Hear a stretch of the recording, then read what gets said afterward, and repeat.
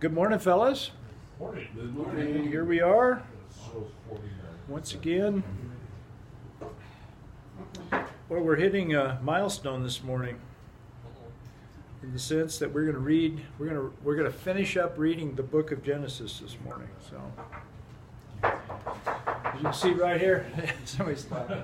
Right here, way down here. I really had no intention of when we started this study, on the life of Jacob. I had no intention of covering the gray areas because there's no Jacob action. But to inform the stories that follow, I found that it was that we needed to look at that. And now we're, of course, wrapping up today with the last section in the book of Genesis. So if someone could read that first, then I'll make some comments. Joseph stayed in Egypt along with all his father's family. He lived 110 years and saw the third generation of Ephraim's children. Also the children of Machir, son of Manasseh, were placed at birth on Joseph's knees. Then Joseph said to his brothers, "I'm about to die, but God will surely come to your aid and take you up out of this land to the land he promised on oath to Abraham, Isaac, and Jacob." Then Joseph made the Israelites swear an oath and said, "God will surely come to your aid, and then you must carry my bones up from this place." So Joseph died at the age of 110, and after they embalmed him, he was placed in a coffin in Egypt. And therein is the last verse in the book of Genesis. And of course, I think probably all of you have heard that how this verse concludes what some people call the cycle of life. The book of Genesis beginning with the creation of all things, and the book of Genesis ending with a coffin in Egypt. And so, that's certainly one valid way to look at this. So, a bit of this isn't a trick question. Just see here. I'm sure one of you would know this answer, but Jacob had how many sons? 12 sons, and each of those sons became a tribe, but there is no tribe of Joseph. Why is that? Because Jacob, he was busy. no, that's true. Maybe I assumed too much here. Because Go ahead, Arthur. during, or just before he blessed his sons in 49, he had taken Joseph's two sons, Ephraim and Manasseh, Right here, yeah. and blessed them backward. He put one hand on the wrong head, and Joseph said, "No." And you got this down. You got a lot of Put one detail. hand on. Yeah. That's good. And they became two of the 12 tribes because Levi did not get any inheritance later. And why was Levi singled out to not get an inheritance? He was going to be the priest. He stood. The tribe of Levi eventually stood for the all of Israel. So Levi was not taken out, but he was not recognized as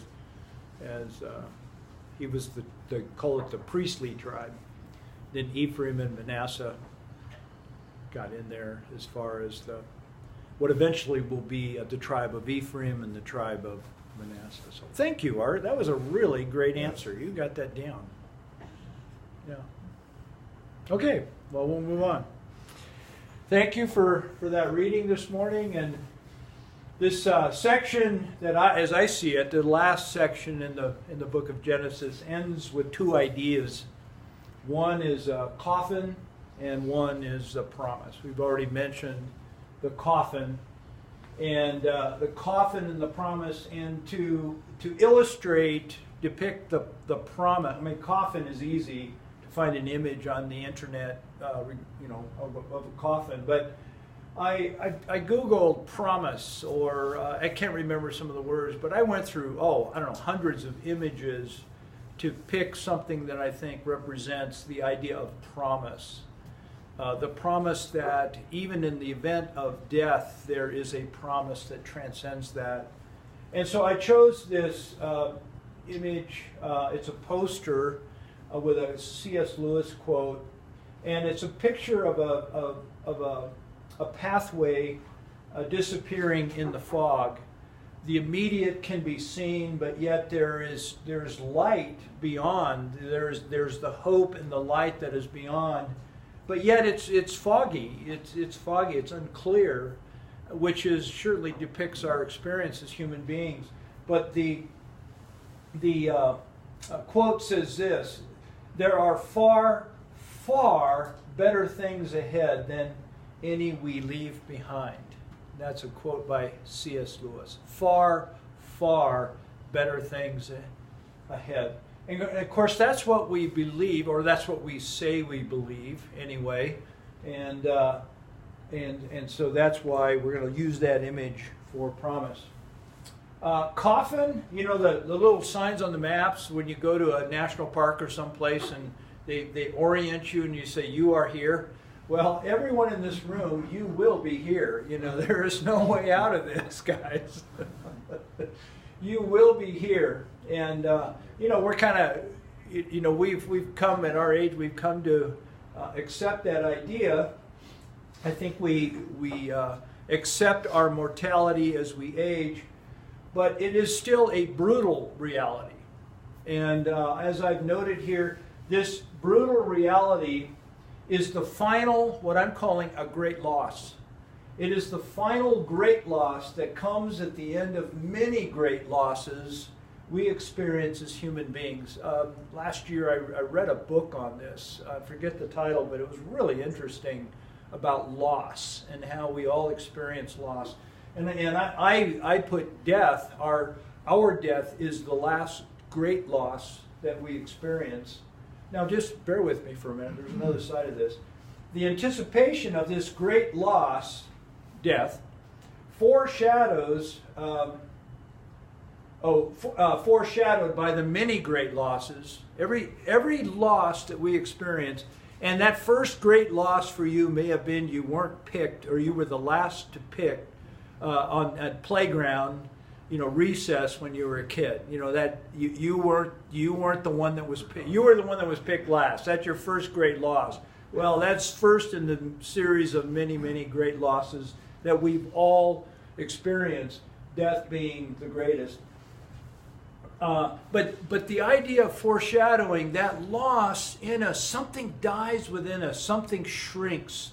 We experience something wasn't fulfilled that as if I want it. We can't give language to it. It's hard, but something shrinks within us. And we all, as human beings, know what that is like. But this great loss, this sense of loss, informs all of our thinking, our emotions, and decisions throughout all of life. I think this hovering reality that we're going to die, we're going to be in this box someday, it informs all of our decisions and thinkings and emotions throughout all of life. And I think if we've got to be, if we're honest, that would certainly be true. It's like we see it as a huge barrier, this idea of death. Well, so what I did is I took this idea of coffin, and I took this idea of loss, and I traced it just briefly throughout the book of Genesis. I mean, just the beginning of the book of Genesis, to show a pattern. And this pattern, if you think about your own experience now, your losses, think about now transposing your loss over this great story. Your story is part of this story, and this story is part of your story. And this first story here in Genesis, the first loss is experienced in Genesis chapter 3. We see in the beginning 1 and 2, God walking with the man and the woman, and the man and the woman walking with God in this garden, in this paradise, in a full relationship. And then something drastically happens in Genesis 3, and there is loss. We call it the fall of mankind. Loss is experienced in Genesis chapter 3. Then Genesis 4 picks up, and we see loss transferred to the next generation through the story of Cain and Abel and the murder that transpires in that chapter. Loss transferred in Genesis chapter 4. And then more loss is experienced throughout as the pages unfold in the book of Genesis, more and more loss. And you see this pattern.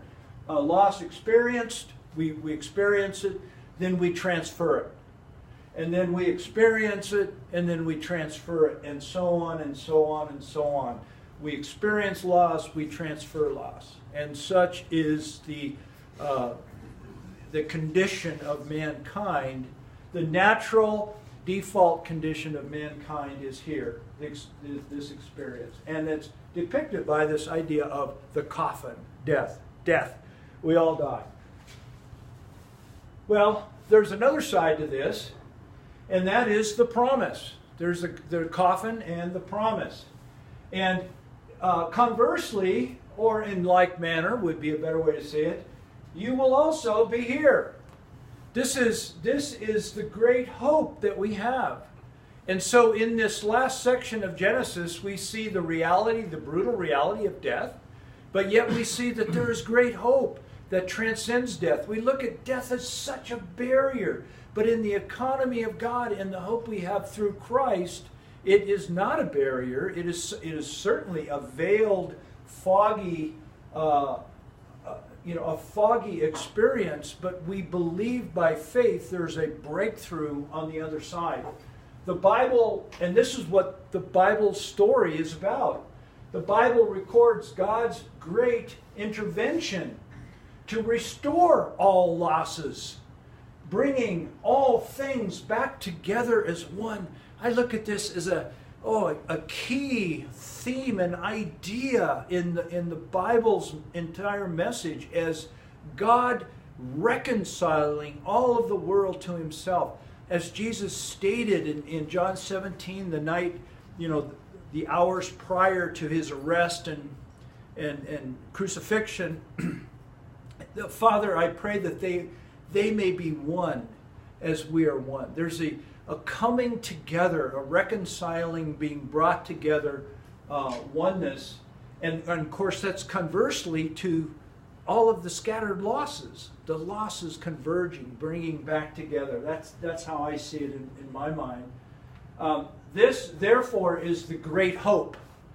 This is the great hope that the Bible is telling us, and through we call this great hope the gospel, good news of Jesus Christ. That's the story, that there is a hope. In light of the coffin, there is great hope. That's the season we are in right now in the Christian calendar. We're in Lent now, anticipating what is to come, and that's the resurrection on Easter morning. So there that is. Now, this promise, again, transposing in like manner the promise over the coffin. And this is how we look at it in the same book, in the same section. And the message of Genesis is that, yes, there is loss in the book of Genesis throughout all of Scripture, throughout our experience and all of life. But notice here, hope is first expressed in Genesis chapter 3. There's a loss in Genesis chapter 3, but there is a great hope where God steps in and he says to the woman that,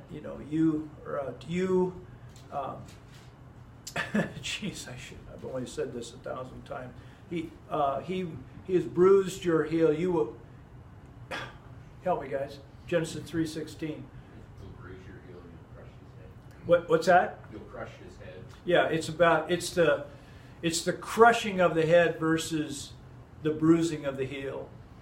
And that's what's called the proto-evangelium, the first message or first mention of the gospel, the great news, the hope that in spite of this great loss, God is intervening right at that moment, saying, no, the serpent's head will be crushed at some point. The hope that is there. So that is expressed in Genesis 3. God is there. And then hope is restated. In my other chart I had Genesis 4 here, but the hope then continues, and the hope is focused in Genesis chapter 12 on a man, and that man's name is Abraham. And God says to Abraham, Abraham, I'm going to make you a great nation. And those that bless you, I will bless, and those that curse you, I will curse. And in you, Abraham, all the nations of the earth will be blessed. A marvelous vision that, and that's where we come up, one of our key themes for this, our history together has been God.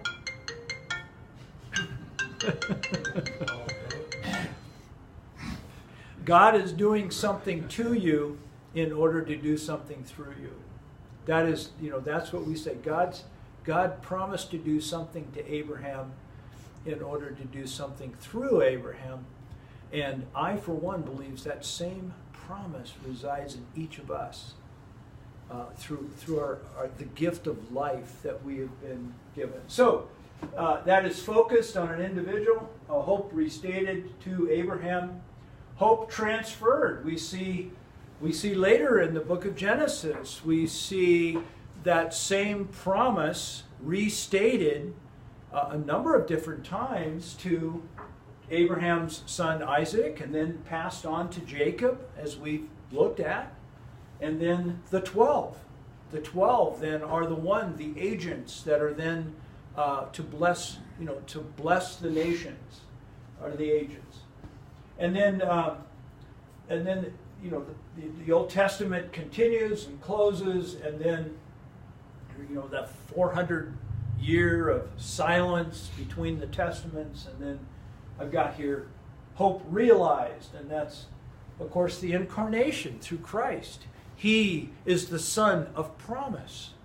He's the one who's coming to bring all things back together again. And then finally, hope is secured through the resurrection of Christ that we'll be celebrating in just 2 weeks. So, in like manner, once again, yes, the coffin is part of our life experience. Yes, indeed, it is. And it has a huge influence on all of our lives, in our decisions and so forth. But we don't have to live in that light of the coffin, in the sense that we have a greater hope. And here is where I transpose, I don't know if you can see it, but I put the two slides on top of each other, just physically transpose them, and how hope overlays loss. Hope transcends loss. And here, hope first expressed, hope restated, conversely to the loss transferred, there's hope restated. So, we can live at an entirely different level and perspective because of our hope that we have in Christ. And then finally, hope wins. Hope wins through what Christ has accomplished for us already. And as the verse is stated, but as it is written, eye has not seen, nor ear heard, nor have entered into the heart of man the things which God has prepared for those who love him. That is the truth. That is the truth. The thing that I have been exercised about, is how to live more fully within that truth. You know, that is a challenge. And I think that is where once we close this out, that's what our next adventure is going to be. Is we have been promised such life.